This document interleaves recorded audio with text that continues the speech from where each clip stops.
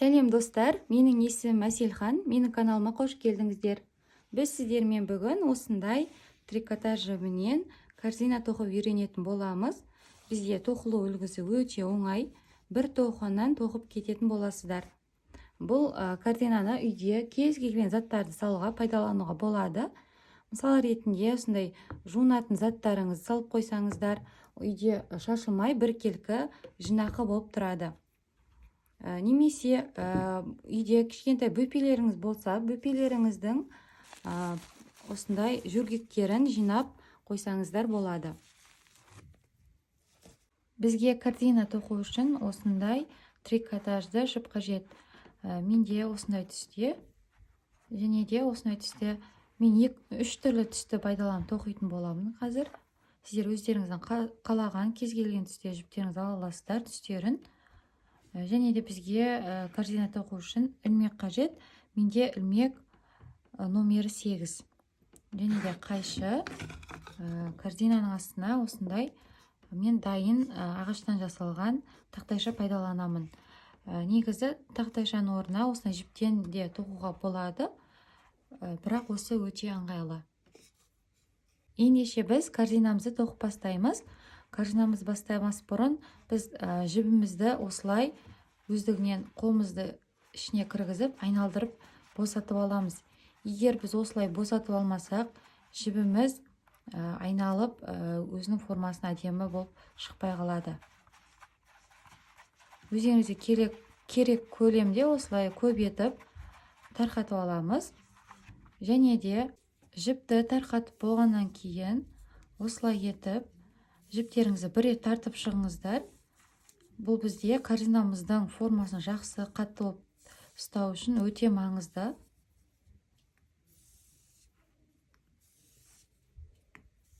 Ағаш тақтайшамызды осы бір бұрышынан бастайтын боламыз. Бұрышы мен осының қасынан алып бастаймын. Ілмегімізді осы бірінші тұрған тесікке, яғни бағанаға кіргізіп, жібімізді, трикотажный жібімізді шығарып аламыз. Азырақ осылай көлемде шығарасыздар. Ал осы шығарған жерден жұмыс жібін алатын боламыз. Әрбір тесіктен осылай етіп біз тоқып шығатын боламыз.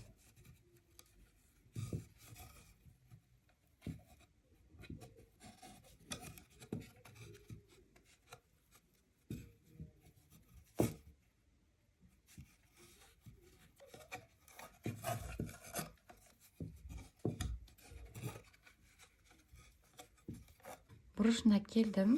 Енді бізде бұл 4 бұрышты болғандықтан көлемі әрбір бұрышынан біз 2 реттен алып тоқитын боламыз. Бірінші бұрыштан мен 2 рет аламын қазір. Біреу, екеу. Дәл осылай етіп, сіздерде дәл осы тоқыспен әрбіріне қатарлардан біреу алып, бұрыштан 2 алып, осы жерге дейін өзіміз тоқып шығатын боламыз. Мінекей достар, мен соңғы бұрышын 2 рет тоқыдым. Енді біз қатарымызды аяқтаймыз. Жаңа қатар бастау үшін біз қатарымызды біріктіруіміз керек. Ол үшін сіздер де осылай етіп, осындай көлемде жіпті ұзартып шығарып аламыз. Және міне бірінші тұрған бағанға, яғни бірінші тұрған бағанға жібімізді кіргіземіз. Және де мінекей мына тұрған бағаннан, яғни мына жібіміз, жұмыс жібіміз тура шығып тұрған жердегі бағаннан астындағысымен бірге кіргізіп, осыны осы жерден шығарамыз. Және осы жерден жұмыс жібімізді шығарып аламыз. Бізде осымен екінші қатардың, яғни бірінші қатар басталады. Мынаны біз есептемеген кезде бірінші қатар басталады. Келесі мінекей мынау қатардан астындағысымен міне қараңыздар, осының екеуінен бірге алып отырып тоқитын боламыз.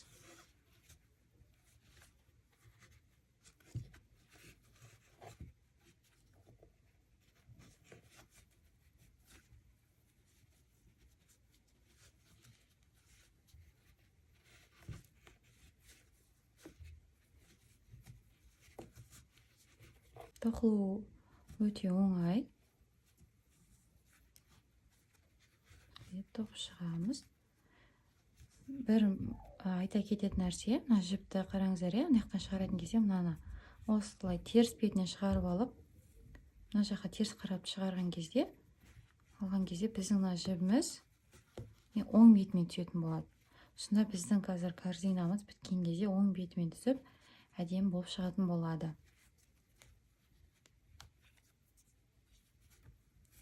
Дәл осы тоқылу үлгісімен барлық қатарды өзіміз тоқып шығатын боламыз. Егер сіздер корзинаны бір ғана түстен тоқитын болсаңыздар, дәл осы тоқылу түрімен өздеріңізге керек көлемге дейін, яғни тоқып шығатын боласыздар айналдырып отырып. Ал мен қазір басқа түстен қазір ауыстыратын болғандықтан, мен дәл осы түспен 4 қатар тоқитын боламын. Бұл менде қазір бірінші қатар. Мен осылай етіп 4 қатар тоқимын. Қазір өздігімізден біз келесі мына бағанға дейін, яғни соңғы бағанға дейін тоқып келеміз. Келесі қатарда да бір рет тағы сіздерге бағаны қосу үлгісін көрсететін боламын. Достар, мен соңғы қатарына келдім. Енді біз бағамызды қосатын боламыз. Осылай етіп, міне осындай көлемде шығарып аламыз жібімізді.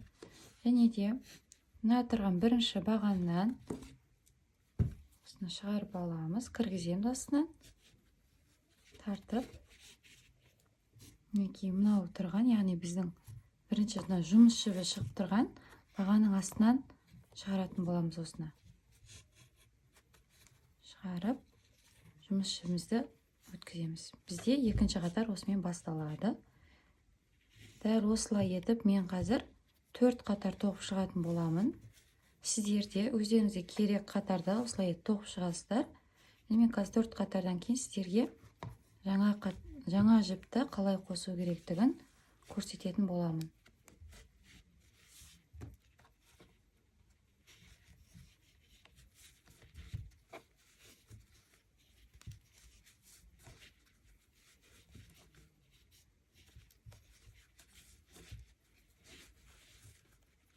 Достар, мен 4 қатар тоқып шықтым. Формасы шығып келе жатыр біздің корзинамыздан. Енді мен жаңа түске ауыстыратын боламын. Ол үшін біз соңғы мына жерге келген кезде, дәл осы жерден біз қазір толық бітірмейміз. Жаңа жіпті осы жерден қосатын боламыз. Тоқып алдым. Жаңа түсті жіпті осы жерден былай шығарамыз. Енді мына жібімізден азыр кесіп тастаймыз.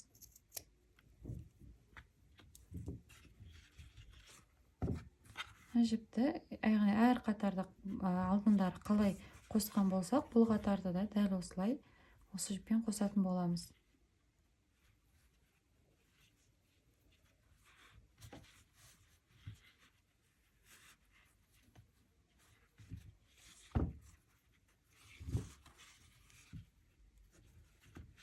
Осылай етіп, осы жерден жіпті шығарамыз.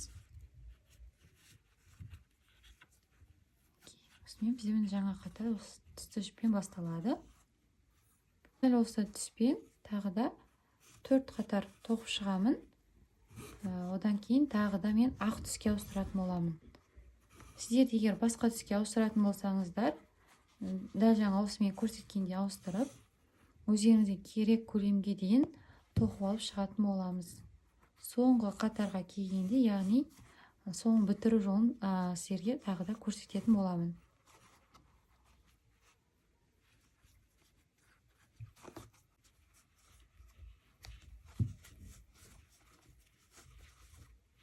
Міне достар, мен барлық қатарларын тоқып шықтым. Менде барлығы 12 қатар болды. Мен мына ортаңғы түстен кейін ақ түсті қостым. Енді біз жұмысымызды аяқтайтын боламыз. Ең соңғы қатар тоқимыз. Ол үшін мына жерден жіпті өткізіп, мына жіптің ортасынан шығаратын едіге. Енді біз ол жерден шығармаймыз. Жіпті мына соның қасындағы ортадан, мына жердегі ортадан шығаратын боламыз. Шығарып, жұмыс жібін шығарып осылай аламыз. Яғни біз шетін осылай болып шығады бізде.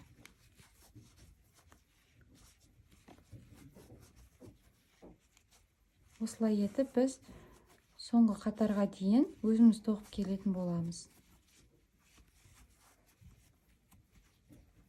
Достар, мен соңына келдім. Осы жерден жұмысымызды аяқтаймыз. Яғни, міне, біреу ғана қалды, менде тоқылмаған. Осы кезге келген кезде біз жіпті шамалап осылай қырқамыз. Қырқып, жіпімізді тартып шығаратын боламыз. Шығарып, мына тұрған бағандағы қатардың мінекей ең астыңғысын тұр ғой, осыдан жіпті шығарамыз.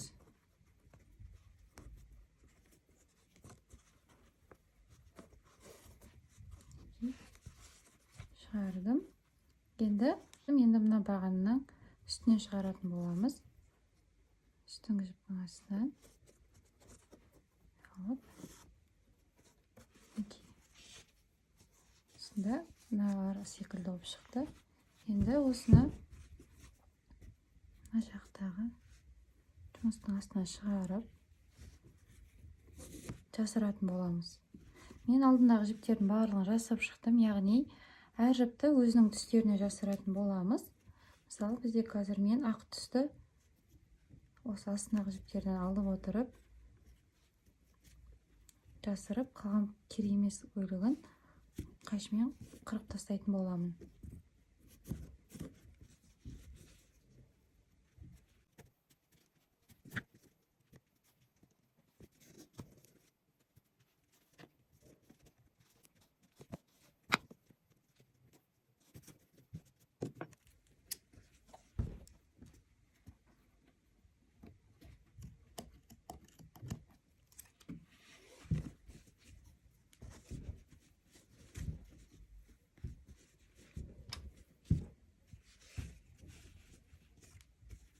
Міне достар, менің картинам аяқталды.